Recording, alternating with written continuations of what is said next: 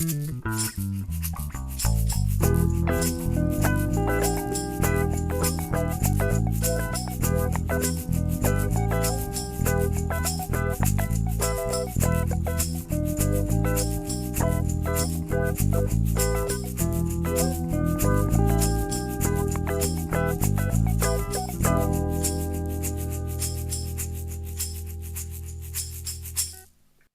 and welcome to Pods Like Us. I'm Martin Quibell, known to my friends as Marv, and this time I am speaking with Ed, who is the creator, the writer, and provides almost all of the voices, we'll get to that, for the fantastic, I'm going to get him to explain this show to you because I could explain it to you, but I'll let the man himself explain it. InSpectre.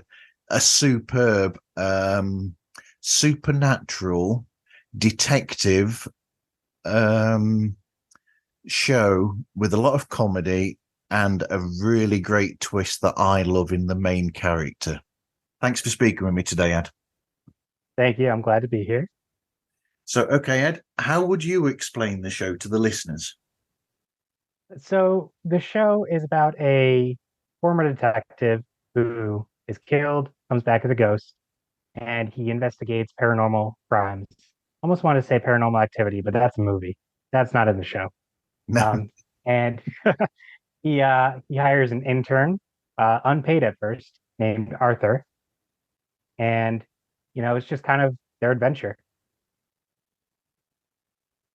But it's yeah, that's the twist on it, is the fact that it's a ghost investigator or ghost private investigator investigating the paranormal, and I just love the whole of that. And then you've got the wonderful character of, so that's Calvin, the ghost, and then Arthur is the intern, and I'm trying to remember who I mean, yeah, you've got your own sort of like little world going on there, because you've got Calvin's ex-wife who's got some sort of like paranormal thing about her as well, and Arthur quite fancies her as well. Yeah, Sam, his ex-wife is a witch. Yeah. There's a bit about that where he's like, she's a real witch, and Arthur's just like, that's not nice. And Calvin's like, no, literally, she's a witch. Yeah. Yeah. Yeah. Uh, and there's a like political campaign going on in the first season, so there's a few characters there. There is the police chief who is a pixie. Yeah. So a few like supernatural beings that are regular characters in the show, and then basically two or three humans. But I mean, it's really creative. I mean, how, what on earth gave you the inspiration to actually, or the idea to come up with this, where you have got that twist to it, that the main character himself, who is the detective, is a paranormal being himself? So the idea from the show, um, not that deep really. I got the pun, the inspector pun, Yeah. inspector like a ghost, and kind of went from there. I built the story around that. At, there was also like an idea of like, oh, maybe it's going to be someone investigating paranormal crimes, and I was like, oh, it might be interesting to have a ghost himself doing that. And something that's going to come up in the show, I think next season, is the fact that ghosts can't technically remember their deaths. All So right. yeah, so I've had a few people that have like left reviews for the shows being like, hey, it's very interesting, but like, why? What's his motivation? And in this like little world, like ghosts can't remember their deaths because that'd be too easy. So otherwise, they'd be like, yeah, no, that guy killed me. I mean, take him down. Yeah. Book him, Dano. But Exactly. yeah. That I love that twist as well. That's another one. But then again, I've seen that. I think I've seen that idea used in other shows, and some yeah. I mean, this is highly, just conjecture, but that if you did pass away, that might be the way that you wouldn't actually remember how it all happened. But would it? So, are you going to have like in that season? Are you going to have like these little bits where, say, Sam might come up to him and say, "Oh, do you remember? Oh, it was awful how this happened to you. Blah blah blah. This, that, and the other." Would that be a thing, or are you not going to actually touch on that? Is it just going to be the fact that I can't remember how I died?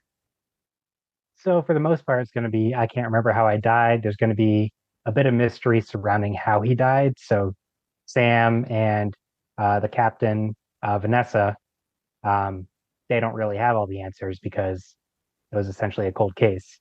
But that is going to tie into the entire larger storyline of the whole show. That's brilliant. So, what prior listening did you do of podcast or of audio dramas themselves? Um, what were there any of those that sort of like inspired you to come up with creating your own audio drama, essentially?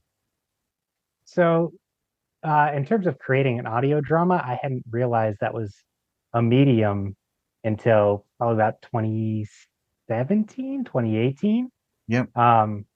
And prior to that, I just listened to like regular like talk podcasts. Like I'd listened to a big one I was a fan of was the Rooster Teeth podcast, which is a company in Texas. They did Red versus Blue, one of the longest running uh, web series. Yep. Um, but basically, that was like my exposure to podcasts at that point.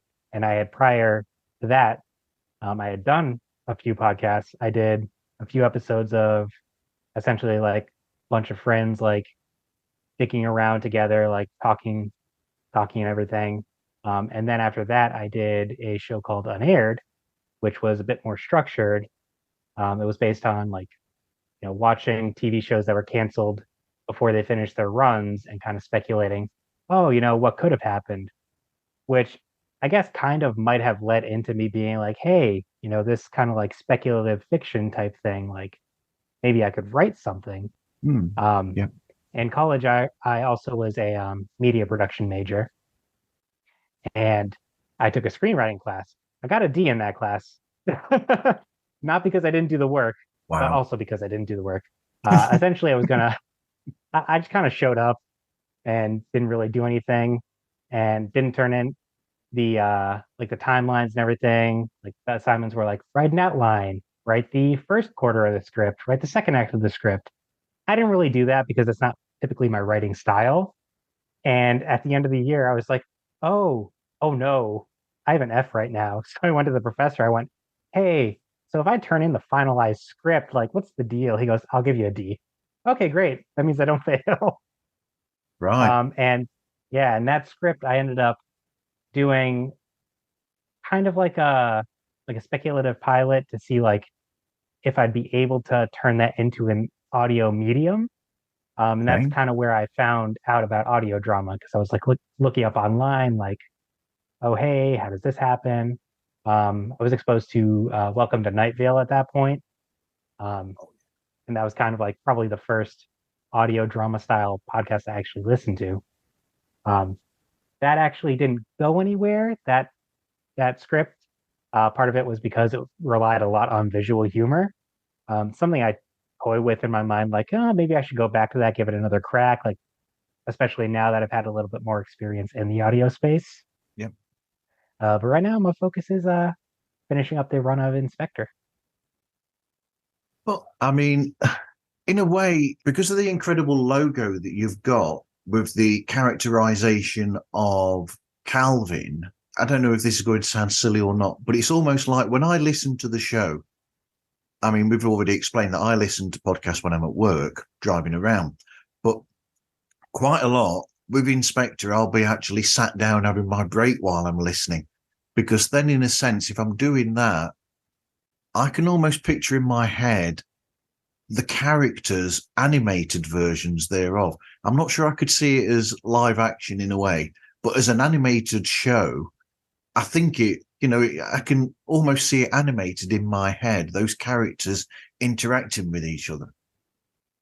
Thank you. I take that as a huge compliment because that's one of the things I was very much worried about going into this show was, Yeah. am I actually conveying enough people to kind of picture this in their head, especially coming from a background where, I don't do the music, I don't do the sound effects. Those are like all Creative Commons, public domain things.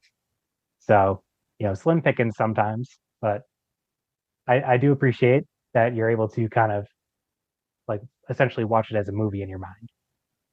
But the best audio dramas do that anyway, where because I mean we're going well ahead, or are we? Because when you've got really good sound effects and sound quality and those different voices, as incredibly as they are, and with the difference between them, the more that you've got that there, it's like a good audio drama from back in the day on radio, on the radio. If you've got the sound there and you close your eyes, the better job that they do, the easier it is to actually picture that story going on while you're listening to it. You can almost picture it in your head. If it's done really well, that's how an audio drama works. Yeah, it's one of those things where like I'm so in my head about it, and because I have to edit it, I record all of it. I Yeah. listen to it so many times, so it's one of those things where I'm like, am I just thinking like it sounds okay? Like, have I just kind of like do I have Stockholm syndrome with this episode at this point? You know what I mean? Yes. Yeah. I think all podcasters feel like that with the Stockholm syndrome. Oh yeah, Stockholm syndrome and imposter syndrome. It's weird. They're conflicting, but they room together. So how do you nail the script then that you use? How do you hone it?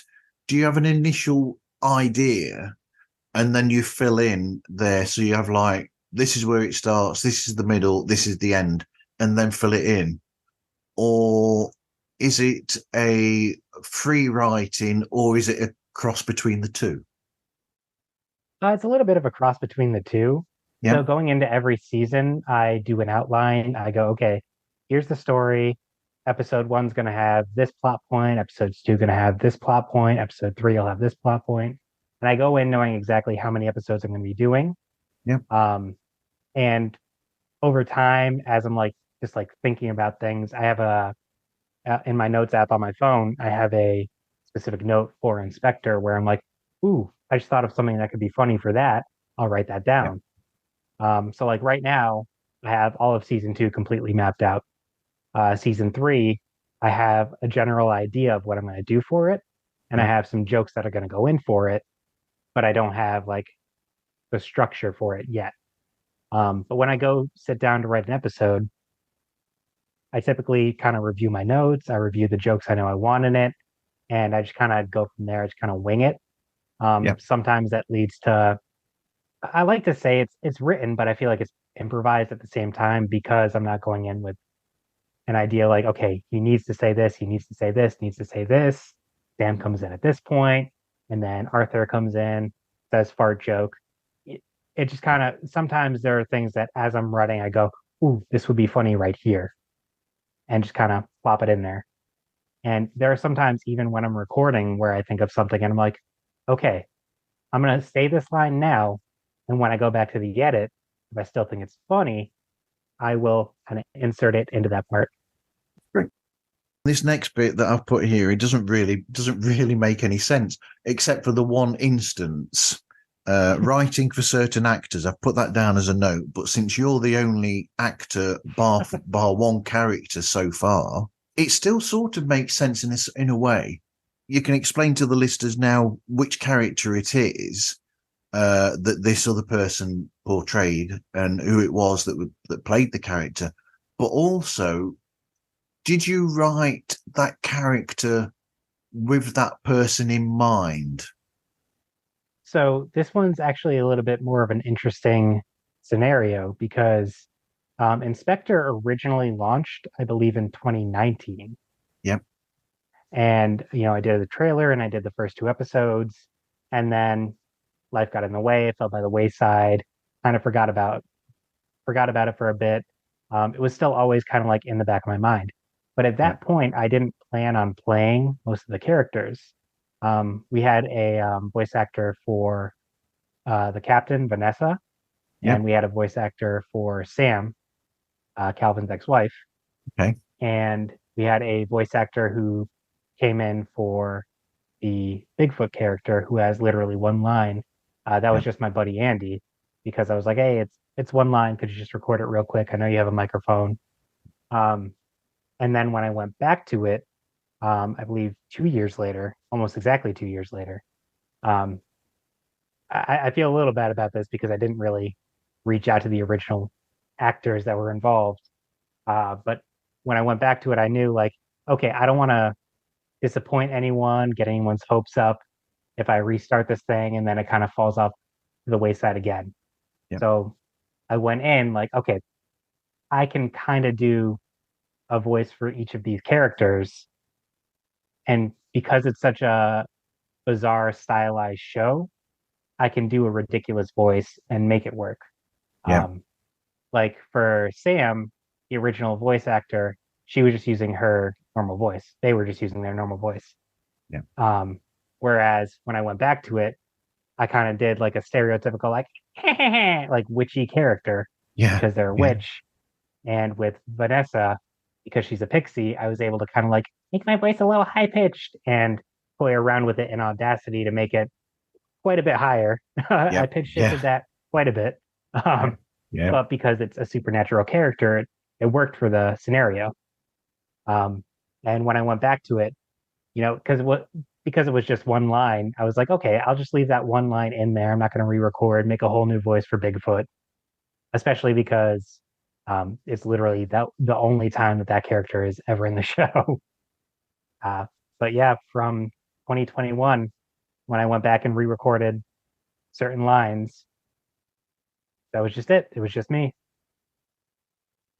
So you've written the script and you're recording it and editing it in Audacity then?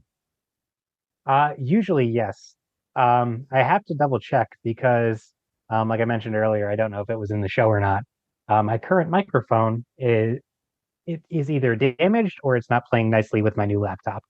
So if it's not playing nicely with my new laptop, then I'll probably have to figure out a solution for that. Maybe it's Audacity. Maybe I need to find a different recording app. But typically, yes, I do everything within Audacity, recording, editing, exporting, all that fun jazz. Yep. And you have sourced all your show music and the sound effects from elsewhere. Yeah, so I use freesound.org for all the sound effects. For the music, Kevin MacLeod, I'm not sure how it's pronounced, but he is like the king of royalty-free music. Um, every bit of music from the show, aside from there's a bit where Calvin and Sam, they're recording answering machine message. Wow, I couldn't remember that word. Their Yep. answering machine message was them doing a parody of a Cher song. So that's the only Yes. music that didn't that didn't come from Kevin MacLeod. Yeah. So So thanks, Cher. thank you. Thank you, Cher. Don't sue him. Please don't. I don't have much. None of us do. But I mean, have you got Kevin involved? You know, we're going to give something away here. Have you got Kevin involved in one of your very special episodes that you've got coming up? That's been a bit of a nightmare to set up the musical. Yes, so it is a musical episode. The twist is that because the main character is broke, he doesn't have money. So to deal with this musical spell that Arthur has accidentally cast, he sources music from Kevin MacLeod, McLeod. Again, don't know how to pronounce it. I think it's uh, McLeod. I think so, but the way it's spelled, I'm never sure. I always second guess myself. But yeah, that is a bit in that episode. Never actually reached out to the gentleman. Probably wouldn't respond. I'm sure he gets millions upon millions of emails, tweets. Sorry, X's at this point. But Yeah, yeah, X's. I'm, yeah, I'm sure so many people have reached out to him before. So I figured, give him a little shout out in the episode, like, hey, thanks. Well, I think he would love for you to shout him out and contact him and let him know. I'm sure that Because I mean, as somebody who's put music out there, and I mean, I've got an account on Freesound that I've got sounds on, um, and I always love it when people use them. So I think he would love the fact that you're using this music for such a great show. I might reach out to him then after, once it launches, be like, hey, by the way, thanks for the music. I've got ABBA in my mind now. Thank you for the music.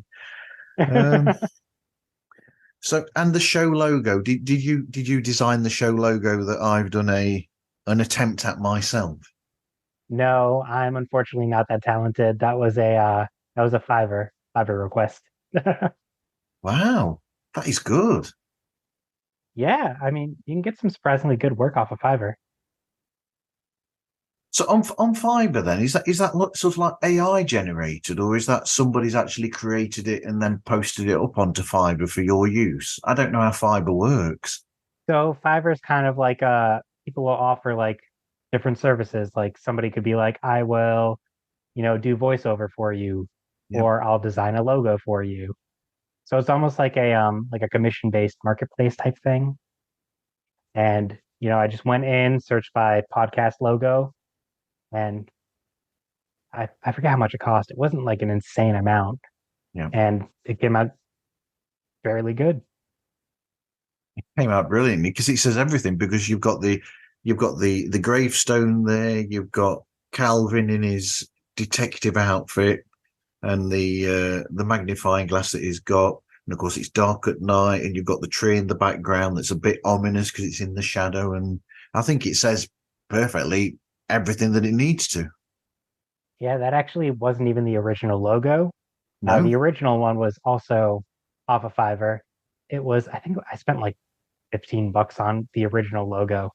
And I sent them a picture of a ghost and a picture of Inspector Gadget, and I said, merge the two. wow. And yeah, it was not the greatest, but it did the job for the time. And then when the show came back and I was kind of getting very serious into it, I was like, okay, spend a little bit more, get a decent logo. And that's what we got. But I mean, at the same time, sort of like changing tack a bit. Actually, no. Before I forget, I'll make this idea because I mentioned earlier that I'd had an idea during the day. I've thought about this before I come to this point. So we were talking about the show Neon Shadows before we started between Mhm. us, and I actually thought about. I don't know what the possibility would be. It'd almost be humorous or interesting to see almost like a crossover where your character of Calvin and Arthur interact with the character of Frank, the detective, and his colleague Dusty in Neon Shadows, because you've got the noir, classic uh, private investigator Philip Marlowe style character in Frank who's investigating supernatural, and then you've got Calvin and Arthur in there as well, and it's almost like because you've got almost like the serious ish of Neon Shadows, and then you've got the comedy element of yours. It might be quite interesting. I don't know how you'd feel about that. That actually kind of reminds me a little bit of a another audio drama. I'm Yep, not sure if you heard of it, Madison on the Air, yep, I've where heard of that. it's Yep. yep, where it's a voice actress and writer that she takes public domain older radio dramas and kind of inserts this character of Madison who got zapped into radio dramas where it's, the serious script of the original radio drama and then she's interjecting kind of Ryan Reynolds style. I mean, the awful thing is that, in a sense, almost to do that, either yourself or Ian from Neon Shadows would have to listen to each other's shows, and that's a problem. Is doing that because, like we said earlier, if you're somebody who creates a supernatural detective show, audio drama wise, it might be a bit difficult listening and trying not to be too inspired by this other person's show. Yeah, unfortunately, that is the caveat of writing your own show is sometimes you gotta avoid other shows that you've heard, great things about. Like I've said, Neon Shadows, I've heard of it. Desert Skies, I've heard great things about. But Yeah, because there is the kind of afterlife aspect, and that is something that going to drop this here now, comes in later this season. We do explore that a little bit in InSpectre towards the end of this season.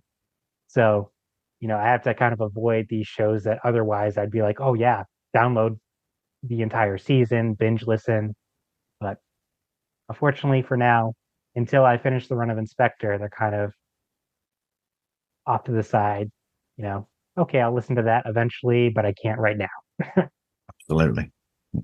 So where we were going to go to then before I went off on that tangent was another interesting part to it is that you've hit a very interesting subject in a sense, because if you look at the world of podcast, there are a heck of a lot of shows that are about the supernatural and the paranormal that are out there.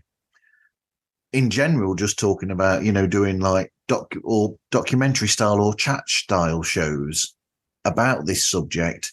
So in essence, you've hit two niches there, which are the audio drama and the fascination that people have with the supernatural. Yeah, it's definitely something I've noticed is a lot of people go for kind of supernatural, like they look at like, oh, well, this place might be haunted. Let's talk about that. There's this strange incident that occurred in this town. Let's talk about that. Um, Going back to one of the first podcasts I listened to, Rooster Teeth podcast, their company actually has a show called Red Web that kind of delves into some of those situations, like, the Amityville Horror House. They talk about that.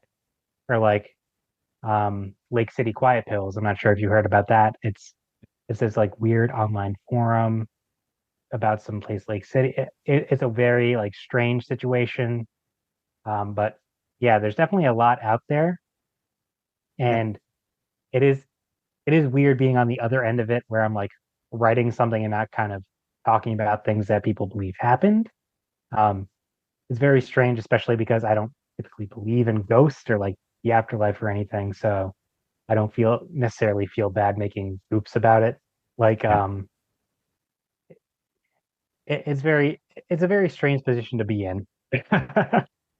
um, yeah, especially because like it's to me it's almost like conspiracy theory style Yeah. because people believe in ghosts. Um, some people do it for religious reasons, but myself, I'm not religious. So to me, I kind of see it as like in the same vein as kind of conspiracy theories.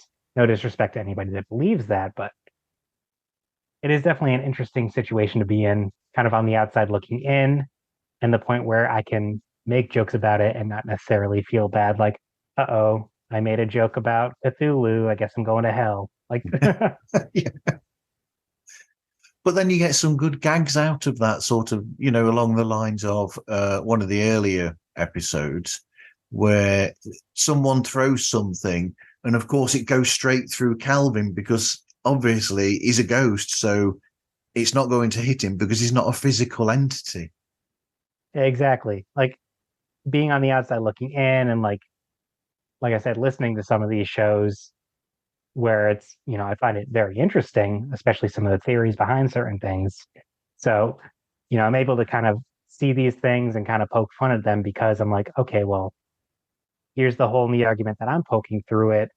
That could be funny if I kind of toy around with that aspect. And then you put a twist on it as well. I'm trying to think of the times when you've done it, but where you'll have you know, a well-known, shall we say, entity um, in your show, but you do a twist on it or you change it around where it's sort of like seen as a monster by the general people, but instead in your show you'll turn that around and it'll be someone who's sort of like, well, I'm not really like that at all. I'm really quite sensitive and this sort of thing and the other. And that makes it even more fun is when you do that sort of thing in the show.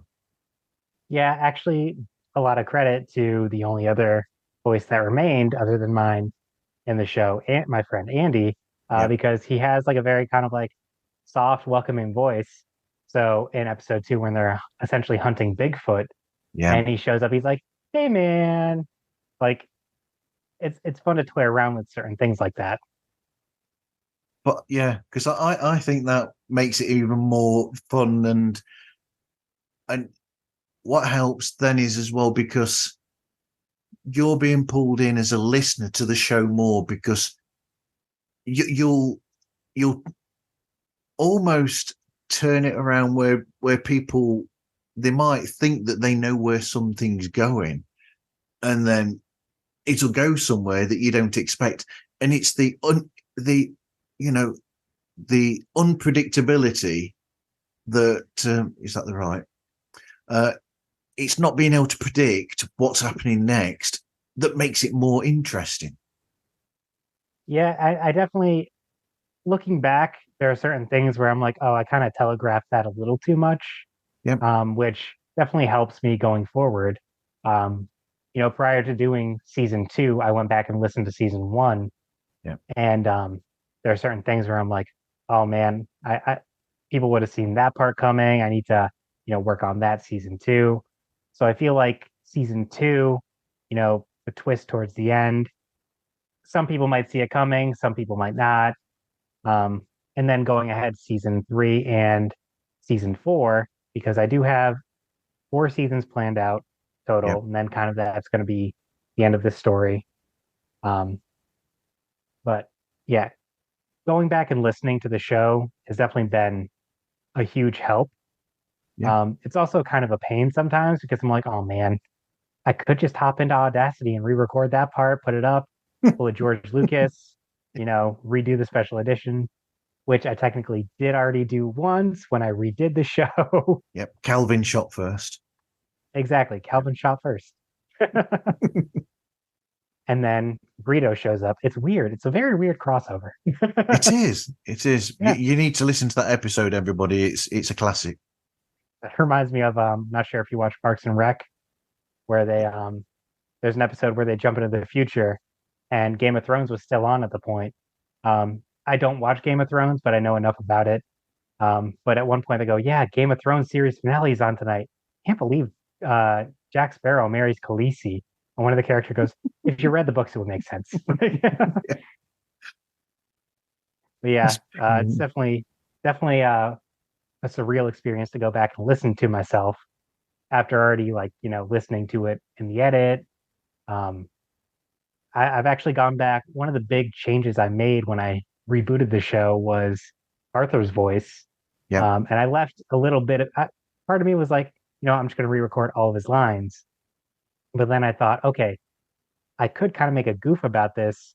And then anybody who listened to, the original 2 episodes might get a little bit of a kick out of it if they go back and re-listen.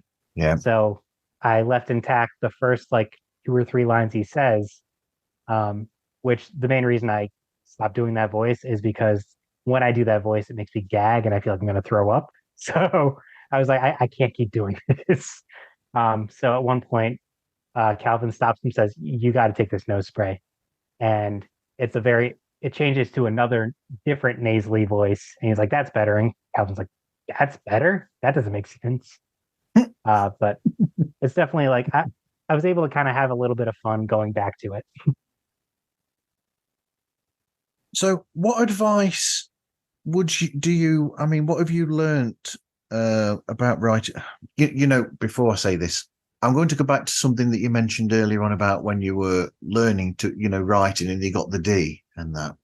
It reminds me of the fact that it made me think in music that somebody like Paul Simon might not get very good scores because he's well known for taking a long time to write songs. So, they might say to you, oh, you need to write a song in this exact class, this lesson now, in this hour and a half lesson. and he'll be sort of like, he'll still be on like the first line of the second verse by the end of the episode, by the end of the lesson, so some people work on things slower than other people. Doesn't mean that they're any worse than these people. It just means that you put more time into it. Exactly. Everybody has their own process. Yeah. And that's something, like I said, I've learned. I don't necessarily fit into the, okay, you need to have this done by this day, this done by this day. When I write something, you know, I sit myself down in front of the computer and I'm like, okay, uh, gonna write until I have nothing left. Yeah. If that's 2 lines, if that's a whole page, if that's half the script, so be it. If not, I'll stop right then, ruminate on what I wrote, and then until I have something further to write, it just kind of sits there, which definitely hinders the progress of releasing a show on time. Yeah. um, but yeah, that's definitely something that I think going into season three. I said this before talking to I'm not sure if you listened to it, the first episode of um he does like a similar thing to your show, except strictly with audio dramas, Okay. where um similar in the fact that he, talks with the creators, Yeah. but he just listens to the first episode of the show and kind of talks to them about that and their process creating that, and then kind of where they went from there. But I mentioned to him before, like, oh, maybe I'll write the whole season before I actually go into recording. And that kind of fell through when I did season two. I kind of fell back into my old ways of, okay, I wrote it, now I want to record it. So I think going into season three, especially dealing with delays like what I have now, I think I just kind of need to sit myself down and, discipline myself. Like, okay, you wrote the episode, you don't need to record it yet. And just kind of wait until everything's fully written out, then record, then I can kind of get it out in more of a timely manner and kind of structure myself a little more. Um, but it'll definitely be an interesting experiment considering the way that I go about writing things. So, season three, circa 2025. No, I'm just kidding. I don't know if it's going to be that long. I are you on about the series? Because I think so. So are you on about the what is it? The first episode of? Is that Yes. the show that you're talking about? Yes. He actually, the guy behind that did the Book of Constellations. Yes. Um, Yep. yeah. Another one that's in my list. Yep. He's a very talented writer, very talented voice actor. It's definitely interesting to, see the other side of, he's a creator interviewing creators, much like you're doing, where you're a creator of a podcast interviewing other creators of podcasts. Yep. Yeah, but yeah, I mean, I've actually got his show in my queue to listen to. Well, both of them actually. Book of Constellations, I've already started listening to. Mhm. But I mean, so what would your advice be to people to about writing? Would it be to be like that, especially with audio drama? Would it be to just do it at the pace that it comes? Because I mean, with podcast, for instance, there's a case of where a lot of podcasters, when I ask them the next question after this, will say, enjoy what you're doing. Don't make it that it's too much of a slog in a way. Just do it at its own pace. And like we said, pick something that you enjoy and enjoy it, essentially. I definitely agree with that sentiment. If you don't enjoy it, Yep. it might be time to stop. That being said, I also think, again, do as I say, not as I do type thing. Like, Yep. have a bit of a structure to it, make sure that you're keeping up with it. Learn from my example, where I've kind of had to dig myself out of that hole multiple times where, you know, I'm with it for a bit and then something comes up, falls by the wayside. And because of my style of writing, where, I write, I record, done. I write, I record, done. Versus, writing everything out, doing a full season, and then recording everything from there. I would definitely recommend, you know, play to your own style, but at the same time structure yourself a bit so you don't Yep. end up, falling behind and then feeling, there are times where I feel like, oh man, I'm a failure. I messed up. In this instance, it's been 5 months since the last episode and I haven't even finished the season yet. And, with audio drama, it is something that's typically episodic. So people are Yep. expecting like, okay, next episode, where is it? Not something like, you know, again, I'm going back to it, Rooster Teeth podcast where they're just kind of talking about topical topics Yep. where, every episode is like, you don't have to listen to the last one.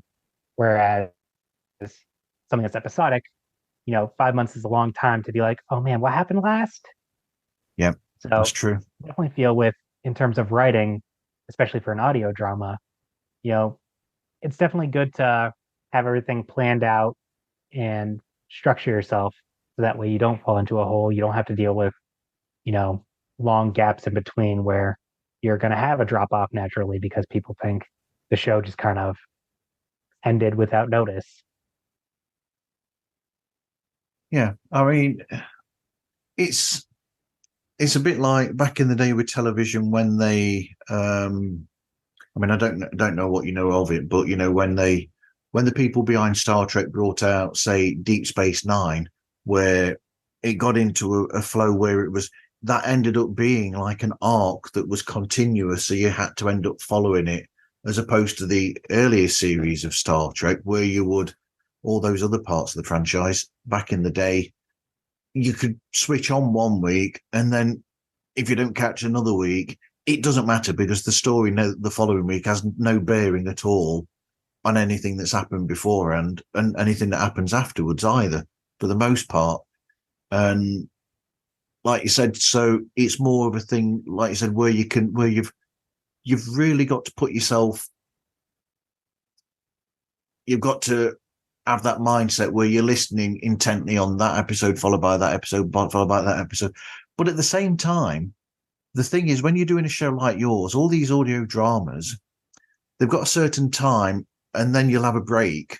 So you've got a beginning and an end of a season that's there and the story that goes through, as opposed to one of those shows that you're on about or another podcast where it's a general chat show, for instance, and they're just one topic here and then another topic the week after. They put out so many episodes essentially that people end up cherry picking those anyhow. That's true. What's very weird to see is like the analytics on my show Yeah. because it's not consistent. It's not like, okay, well, like, naturally you could see like a downward spiral. Like, okay, this many Okay. people started off, a lot less ended it. But for some reason, people listen to like a lot of people listen to the first episode, dips down, and then the last episode of the season just skyrockets, which is very strange because a show like mine, you're missing so much, you're going to be completely lost. So to listen to the first episode and the last episode, it's like, okay, you're missing quite a bit. Yeah, because you've got all that story that's gone on from there to there, and it's it's almost like going into the cinema for one of the Lord of the Rings films. I actually did this because I've been at work just before. So you go in, and then 5 minutes into the film you fall asleep, and then you wake up 10 minutes before the end credits of this film that's about 3.5 hours long. So you've only caught the first 5 minutes and the last 10 minutes. So you've not caught any of the 3 hours and 15 minutes or whatever between that, essentially. I mean, the good news is in that situation, you definitely got a long, good nap. I did. It That's just quite a cost me a long film to, fortune because yeah, I exactly. paid for the entire family to go and watch that film as well. Oh man. Did you at least like turn to them and go, hey, what happened? I did. I turned around to one of them and I said, "What happened?" And they said, "You had a good sleep." Yeah, it's definitely a situation like that where, you know, you don't understand like what's going on in the middle.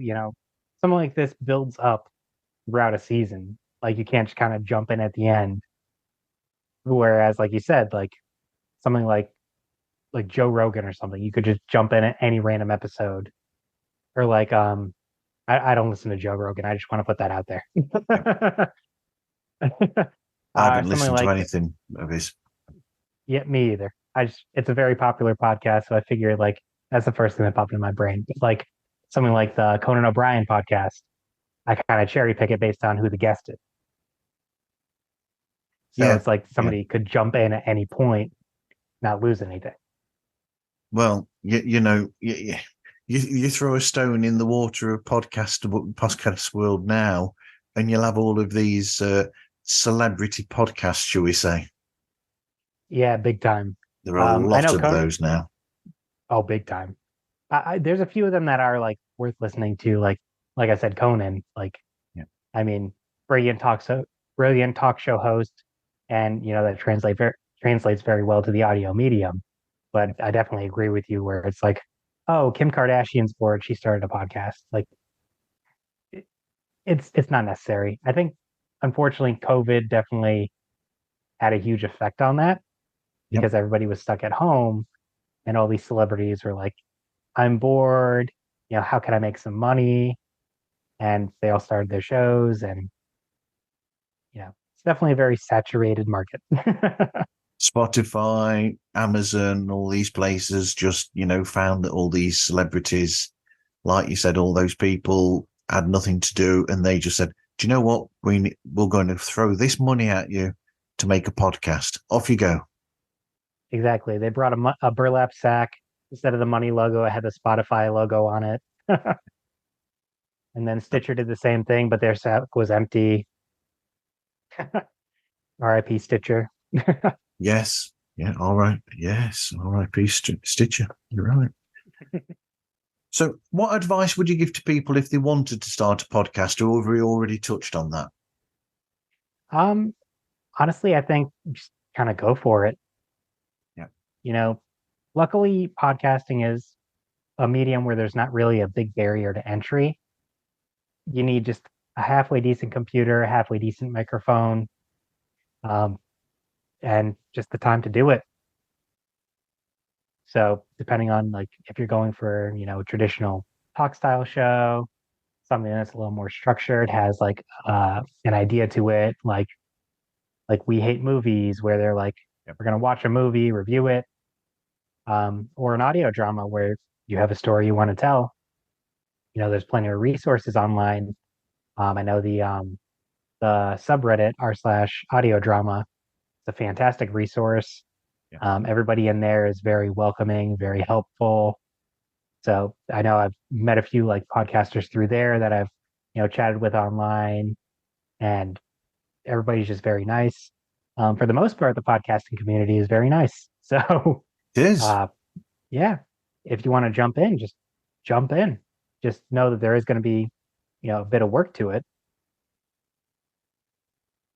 I would, additional to what you just said, and sort of along carrying a thread that you touched on there, I would say to people that whatever social platform that you are on, or any of whatever platforms or platform you're on, if you're going to do a podcast, make friends with other podcasts, essentially, and join in chats with them and let them know that you're doing one, because there's something incredible about like you said, they almost pull you up, essentially. They give you that, and they will, if you need any advice or anything, the advice is there. If you just put it out, podcasters are very happy with just, for the most part, giving you advice without it being, there's no nastiness for the most part there. It is actually constructive and very friendly advice that people will give. Absolutely. Unless you jump in. I saw on a Facebook audio drama group, somebody was jumping in saying, yeah, I made a podcast and it's all AI voices. And everybody, that's the one instance where I've ever seen people kind of jump down their throats in a negative way. Right. Again, understandably, because, you know, you're taking down the roles of creatives, especially in a scenario where, there isn't really a cost to it. You could find somebody to do voice work for free because there's plenty of people out there Yep. that enjoy it. And they're like, hey, I'll do it just because I enjoy it. So, definitely aside from that one instance, podcasting in general is a very, very welcoming medium. I in my previous podcast, there Yeah. was a group chat on Twitter with me and I think four or five other podcasters. Our Yeah. podcasts weren't very like similar in any way. Um, and we all just kind of like helped out. Anybody needed a guest last minute, they would jump on, whoever was free. Yeah. And I mean, unfortunately, as is the case with a lot of podcasts, everything kind of came to either a natural conclusion or ended up on indefinite hiatus or just generally ended. Yeah. So that kind of like faded away, but nothing but positive experience is there. Absolutely. I mean that there that you said about people who are willing to offer their voices for free. In case anybody doesn't know, I'm actually the voice of a talent scout on the audio drama The Icarus Complex. Oh, I didn't know that. Yeah, I'm the I put well the or the not talent scout, the agent for the main character in it. I'm their agent for a few episodes. So there we go. Exactly. People you never like think about, like you have a podcast talking to other podcasts. So like somebody would just genuinely think like, oh, this is what you do. But, somebody asked you to be in the show and you're in it. You know, anybody, there's the worst thing somebody can say is no. So That's it. even reaching out to podcasts that you enjoy and being like, hey, would you like to be a part of this? Yeah, you podcasters, like we've said, the very likely will get back to you and say, "Yep, when do you want us?" Exactly. So, what shows do you like to listen to in your own free time, then, Ed? So I used to listen to podcasts a lot. I used to drive about an hour, hour and a half to work and an hour, hour and a half back from work. Yep. So I'd be able to get a lot of podcasts listening in.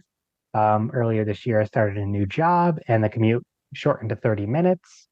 But now my commute is literally 5 minutes. So I unfortunately don't have a ton of time to listen to podcasts. Yep. But in the instances I do, I listen to a big one I listen to is My Brother and Me. That Yep. is one of the very earlier podcasts I listened to. I'm a huge fan of that show. I actually have seen their live show a few times. I'm staring at one of the posters from a live show I went to, It's sitting in my brilliant. office right now. Um, I listened to Omega Star 7, like we mentioned before. Yeah, Very good podcast. great podcast. Podcube. Yep. There's a show called Podcube. It is essentially kind of like a sketch comedy, surreal type of show. Um, that one's extremely good. I definitely recommend that. Yep. Listen to Conan O'Brien's show. Listen to the first episode of. Um, but that's kind of my usual listening. Mission Rejected. That one's a very good one as well. But yeah, that's kind of when I have time. That's usually what I listen to. Okay, so where can people find you, Ed, and get in touch with you? So the show is on pretty much every podcaster, including Stitcher, if you still have that somehow. Yep. um, you just search InSpectre, INSPECTRE. I actually Googled it the other day, found out there is an anime that has the same name. Did not know that. I saw the same. I noticed the same earlier when I was looking online. Yeah. Yeah, didn't realize that. So my SEO for my show is just garbage. So if you're searching for it, you're gonna really have to search. Just put um, Inspector Podcast and you'll find it. exactly. Yeah. On social media, really the only thing that we're on is the platform formerly known as Twitter. Still think it's very stupid they renamed it to X. So Elon do Musk I. is he's really trying to get his money's worth out of that domain name. um, He's really trying to get people to leave there, and yeah. oh, big time. But that's pretty much the only social media platform that the show is Okay. on. That's at Inspector Show. Yep. Um, we have a Mastodon because when Twitter got bought out, everybody bailed for a bit. Haven't really checked that in that long. And that's just at InSpectre. But yeah, that's pretty much all the social media. Great. Anyway, thanks for speaking with me today, Ed. Thank you for having me on. I had a blast. So did I. So did I. We're going to have a very quick chat when I do after I've done the sign out, if that's okay. Yep. Yeah, absolutely. Okay. Anyway, you can find Pods Like Us on all of the streaming platforms. We're also on Instagram. I'm still going to call it Twitter, and on Threads. Where else are we? We're on TikTok as well, actually. And you can contact us through podslikeus@gmail.com. Anyway, thank you everyone for listening, and I hope you listen again to another episode of Pods Like Us.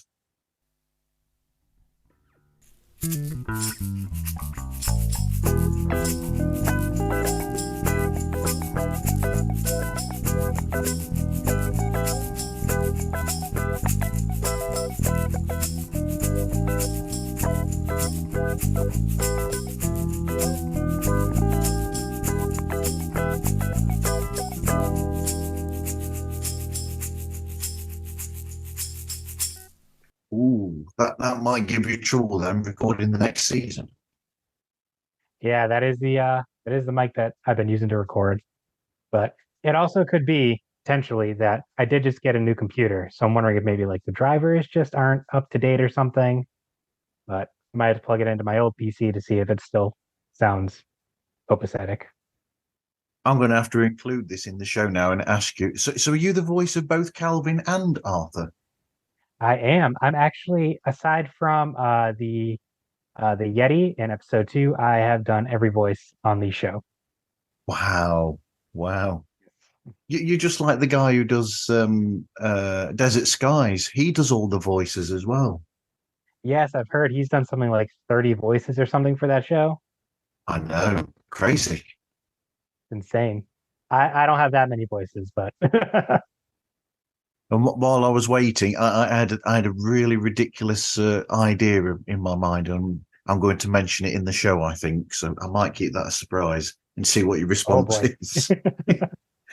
I'm just going to have to write that down on the notes so I don't forget to ask.